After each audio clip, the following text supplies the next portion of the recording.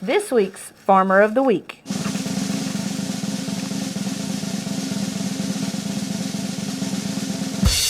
Is Triple B Farms.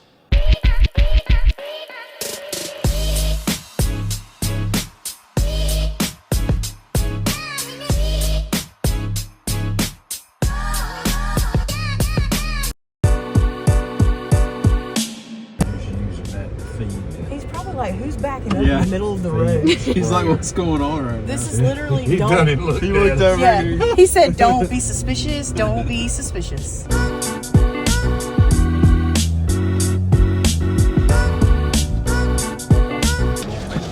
Fly up there and drive and slide sideways. Yeah, we want you to drift. Please Dukes of Hazzard this, would you? Fast and if you don't slide across the hood, we will not be happy with your performance.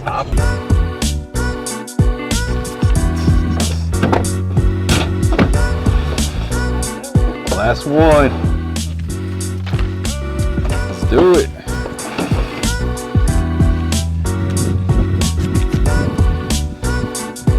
Hey, look.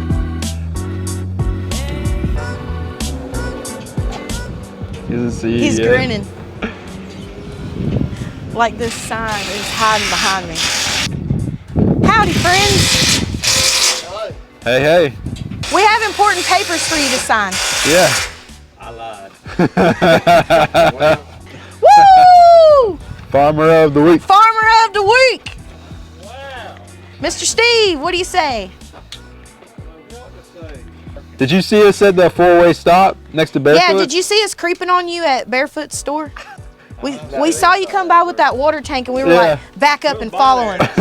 Okay, now we need you to do a cartwheel. Yeah. No. Okay. Watch this. Kick your feet together. Woo! There you go. Hey, we love it. There you go.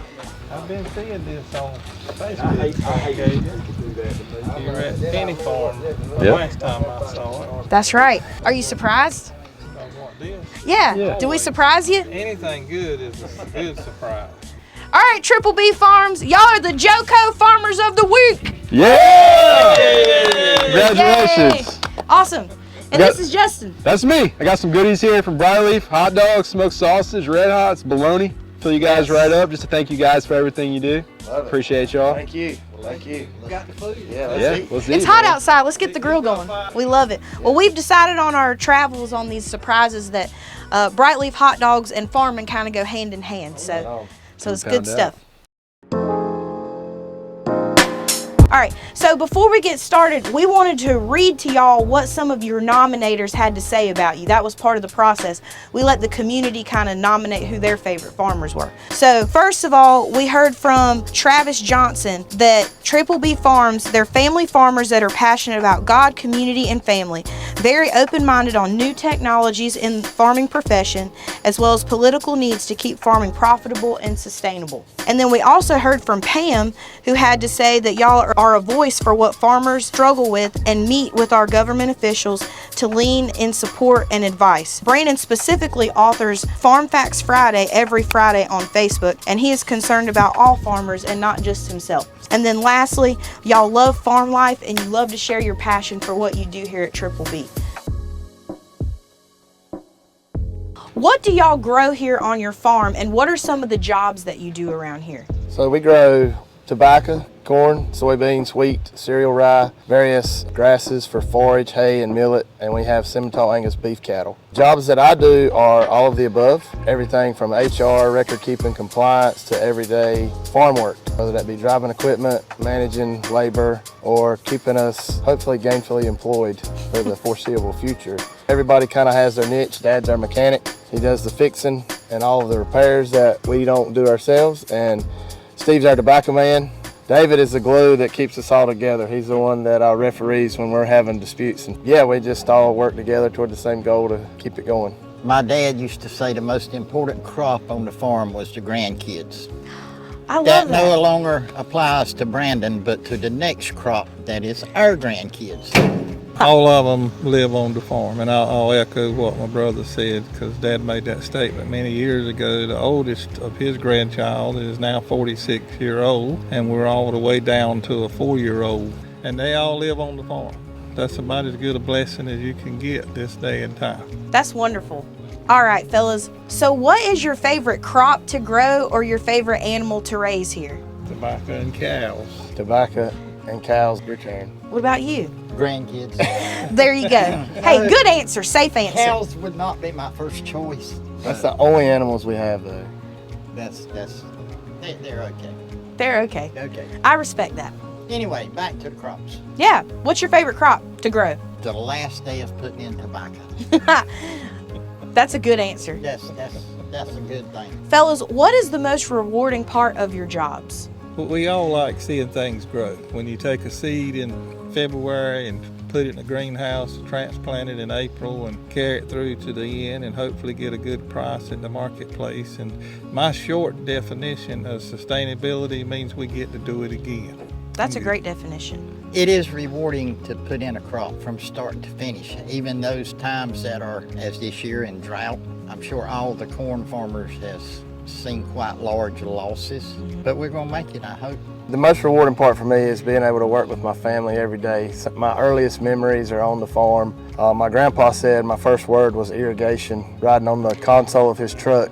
You know, every day's a blessing, some when they begin and some when they end. Working with my dad and uncle every day, and we're all like family. We do have disagreements and we do butt heads, but we do get the job done and can still go home and watch a ball game or eat lunch and still get together and get along. So that's the biggest rewarding and blessing for me. What drives y'all to come back to work every day? Debt. It's real. Just seeing it through. You don't start something that you don't want to finish. And for me now, it's seeing my kids where I was 30 years ago and them following along and jumping from one footprint to the next and asking about the cows and the tobacco and the crops and trying to create the opportunity for them one day that was created for me. Continuity with Triple B Farms, which is something Mom and Dad started in '85, and they were farming before then, but that's the year that we incorporated. This is Triple B's continuity. My humorous answer of what drives me to work every day is my old Ford truck with 414,000 miles on it. Yes, I love it. What is the hardest part about being a farmer? All of it. I mean, I think the hardest part is making the public aware that no matter what you're growing, whether you have a roadside stand or receive customers on your farm or not, you're still impacting their lives. And you know, we're a commercial farm. I don't sell anything directly to the public, but I do grow corn and wheat that feeds the hogs and chickens that are in these hot dogs and bologna y'all just brought us. And that part is missed, I think. You know, it's lost on the general public. And be mindful, you know, that agriculture requires all of us, whether you're us being a commercial farm or you are direct selling to the public or agritourism, there's a place for all of it. If you had to tell someone that knew nothing about farming or agriculture, what would you want them to know about agriculture? To be blessed enough to wake up in the morning and I've got a job today and I don't mind going to it. I enjoy what I do. I enjoy being with my family. Yesterday, I even enjoyed when the highboy broke and it took 5 hours to get it fixed at the end of the road. So, yes, we have a lot of diversity. Yes, sometimes our plans change on short notice. Two of us, the younger two, actually still answers fire calls. So you never know what the day is going to bring. But when you're finished that evening or night, in some cases, you go home and you say, it's been a great day. And you look around and you say, I've got a great family and I am truly blessed. I love it. So, wanting people to know that you love your job as a farmer and being able to be with your family brings you a lot of satisfaction for all of the things that you mentioned. I think that's a great response. And you know, all of us has heard that old saying, if you eat 3 times a day, thank a farmer. And most of us, like anything else, takes things for granted and makes the assumption that they'll always be there, and that's not the case. To me, it's 2 things that I have to convey if somebody knows nothing about agriculture. The first thing is agriculture, to me, is producing more.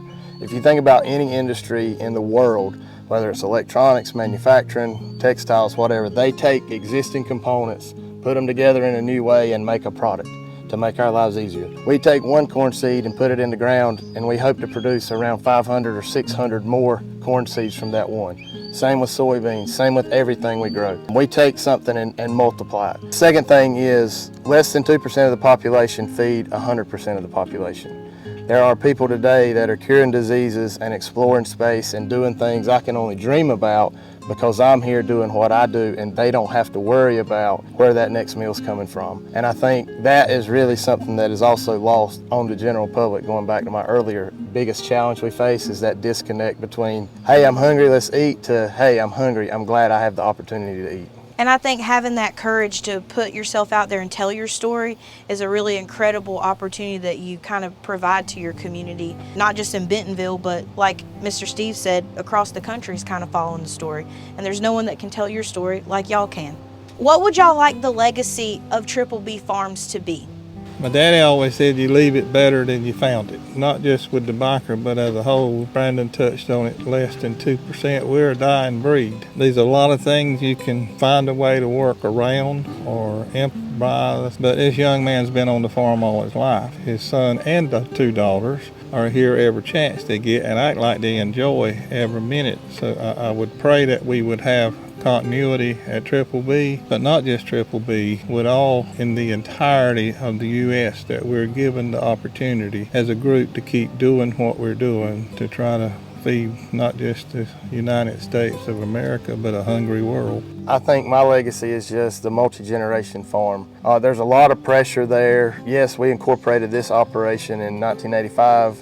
I'm the 3rd generation here, but I'm actually the 6th generation in our family to farm. Next year, we'll have some farmland that has been in the family for 100 years, so we're going to hopefully apply and join the Century Farm program. And just looking back, to 1925, when my great-great-grandfather and my great-grandfather bought that farm, how the challenges they were facing then. And you don't, the multi-generation thing is not something you hear in other professions. You don't hear people say, I'm a 3rd-generation dentist, or I'm a 3rd-generation extension agent. And I think the land is what makes that have meaning. We're here, I can show you where my great-grandparents lived and were born, and that matters still here. It's not, the legacy is the land and living on the land and making a living from the land. And like my uncle said, leaving it better for those that are coming after us. I want to leave something for the following generations to have an appreciation for. When you plant those seeds, you no longer get to plant them again once there's a house or a business or development there. So we need to be careful and try to protect our farmland when we have the opportunity. What is the best piece of advice that you've ever been given? It can be related to agriculture or just life in general. Without my wife, it would be much harder to have been standing here today. So I'm gonna give credit there. There ain't no way I can talk. We love the wifey. But endeavor to persevere. Don't give up.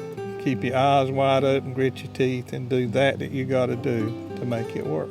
The best advice I've been given about farming is from my grandpa. He told me never give a banker a balance sheet that don't balance. He also said that if it won't make you money, you can't afford to spend $1 on it. But if it will make you money, you can't afford not to spend $1 on it. So just value, gauging the investments on their potential return when trying to anything, upgrade equipment, labor, management, evaluating that capacity of the business to operate. I can go on and on with cliches about life advice, don't pet strange dogs and such as that, but that's what jumped out at me when you asked the question. We were raising hogs, and I appreciate those that still do. But we had some one time. We ended up going to Carolina Packers to sell some top hogs. And we had never been there before. And I remember, I believe of Mr. Jones up there. He saw something that he could use that we had, and hopefully we were both better off when we used that market to get rid of a product that we had raised, and it was a local market. Mm-hmm. Sometimes we need to remember those that in the past that has helped us, like Extension, NC State. Carolina Packers. Carolina Packers helped raise my kids. I mean, I remember. A lot of hot dogs and already and other things, but remember your roots. Well, that's all the questions we're going to put y'all through today. And Look, y'all did good. Look, I think y'all have all had some media training over here. Come on with it. But I'm proud of them. we just want to, again, thank y'all for what you do. Farming is no small task, and there's a lot of factors that go into it. So your friends at the Johnston County Extension Office, we're always cheering for you. Our friends over at Carolina Packers, home of the Bright Leaf hot dog, are cheering for you. And we hope that you have a good rest of your afternoon and you enjoy some hot dogs later. Thank you so much. Woo! Farmers of the Week!